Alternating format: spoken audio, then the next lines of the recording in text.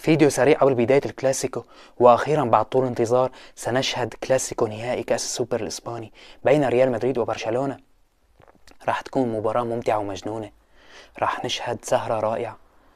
عندما استلم تشافي هرنانديز مهمة تدريب برشلونة كان أغلب تصريحاته كارثية. كان يصرح تشافي: نحن برشلونة سنفوز في المباراة. هالشيء كان يؤثر سلبا على اللاعبين. تشافي يحط ضغط كبير على اللاعبين. كان يظن تشافي أن برشلونة سيحقق الألقاب بدون تعاقدات.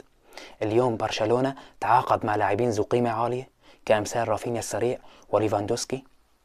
وتشافي هرنانديز تحسن نوعا ما من ناحية تصريحات. في المباراة الأخيرة صرح: المباراة ليست في المتناول، الميدان سيبرهن من هو الأفضل.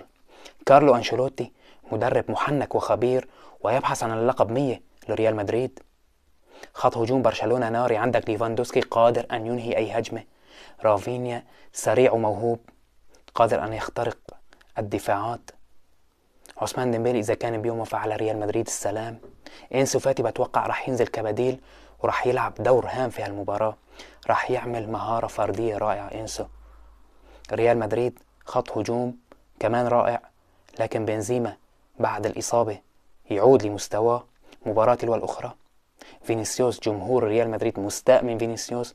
راجعت مشكلة الإنهاء لدى فينيسيوس. فينيسيوس يفعل المستحيل، لكن مشكلة الإنهاء عادت لفينيسيوس. خط وسط ريال مدريد لوكا مودريتش. اليوم لوكا راح ينثر سحره في نهائي كأس السوبر. وتوني كروز راح يكون لمسات رائعة. مباراة راح تكون مجنونة ورائعة. صراحة صعب التوقع. مباراة راح تكون قليلة الأهداف. برأيي الشخصي بتوقع الفوز لريال مدريد بنتيجة 1-0 أو 2-1.